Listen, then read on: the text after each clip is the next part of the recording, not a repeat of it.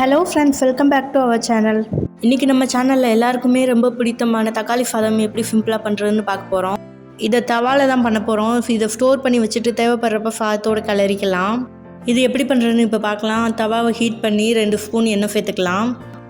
அது கூடவே 2 ஸ்பூன் நெய் சேர்த்துக்கலாம்.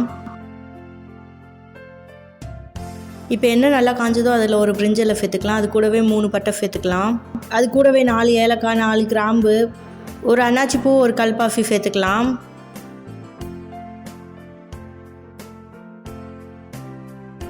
இது எல்லாத்தையும் நல்லா வதக்கி விட்டுக்கலாம். 200 கிராம் சின்ன வெங்காயத்தை நீல வாக்கில் கட் பண்ணி எடுத்து வச்சுருக்கேன். அதையும் இது கூட சேர்த்து நல்லா வதக்கிக்கலாம்.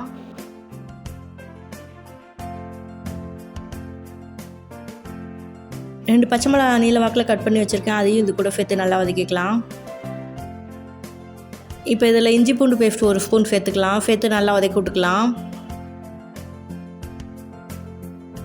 இப்போ பாருங்கள், வெங்காயம் கோல்டன் ப்ரௌனில் நல்லா வதங்கியிருக்கு. அது கூடவே ஒரு கைப்பிடி அளவு புதினா, ஒரு கைப்பிடி அளவு கொத்தமல்லி சேர்த்துக்கலாம். இது எல்லாத்தையும் இப்போ நல்லா வதக்கி விட்டுக்கலாம்.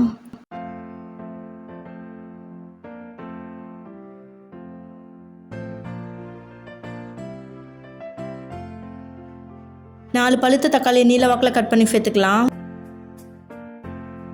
நல்லா பழுத்த தக்காளியை எடுத்துக்கணும். அப்போ தான் டேஸ்ட்டும் நல்லாயிருக்கும், சீக்கிரமாக வதங்கிடும்.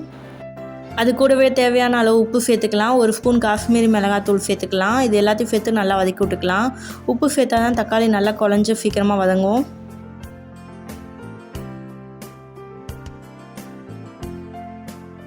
இப்போ பாருங்கள், 5 மினிட்ஸ் ஆயிருக்கு. தக்காளி ஓரளவு வதங்கியிருக்கு. இன்னுமே நல்லா வதங்கணும். தக்காளி நல்லா வதங்கட்டும், அதுக்கப்புறமா பார்க்கலாம். தக்காளி நல்லா குழஞ்சி சாஃப்டாக வதங்கணும். அப்போ தான் சாப்பிட்றப்ப இடையில எடுத்து வைக்க வேண்டிய அவசியம் இருக்காது. டேஸ்ட்டும் ரொம்பவே நல்லாயிருக்கும். இப்போ பாருங்கள், தக்காளி நல்லா வதங்கிருச்சு. இந்த மாதிரி நல்லா வதங்கணும்.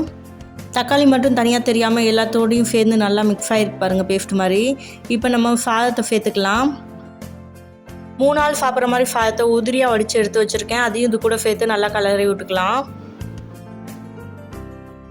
இப்போ பாருங்கள், நல்லா கிளறி விட்டாச்சு. இந்த ஸ்டேஜில் உங்களுக்கு உப்பு தேவைப்பட்டுச்சுன்னா அதையும் சேர்த்து நல்லா கிளறி விட்டுக்கலாம். ஏற்கனவே தக்காளி சேர்த்தப்போ உப்பு தேவையான அளவு சேர்த்துருக்கோம். உங்களுக்கு தேவைப்பட்டால் மட்டும் நீங்கள் உப்பு சேர்த்துக்கலாம். சேர்த்து நல்லா கிளறி விட்டுக்கலாம்.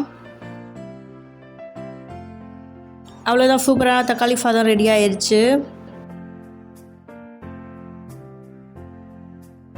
இந்த மாதிரி வதக்கி பண்ணும்போது தான் டேஸ்ட் ரொம்பவே நல்லாயிருக்கும், அரைச்சி பண்ணுறதை விட. குழந்தைங்களுக்கு ஸ்கூலுக்கு லஞ்ச் பாக்ஸ் கட்டி கொடுக்கும் போது அவங்க ரொம்பவே விருப்பப்பட்டு சாப்பிட்டுட்டு வந்துடுவாங்க. இது கூட சைட் டிஷ் எதுவுமே பெருசாக தேவைப்படாது. சாதத்தோட டேஸ்ட்டே ரொம்பவே நல்லாயிருக்கும். தக்காளி சாதம் இந்த மாதிரி மெத்தடில் ஒரு தடவை ட்ரை பண்ணி பாருங்கள். உங்களுக்கு இந்த ரெசிபி பிடிச்சிருந்தா நம்மளோட சேனலை சப்ஸ்கிரைப் பண்ணி, லைக் பண்ணி, ஷேர் பண்ணுங்கள். தேங்க்ஸ் ஃபார் வாட்சிங்.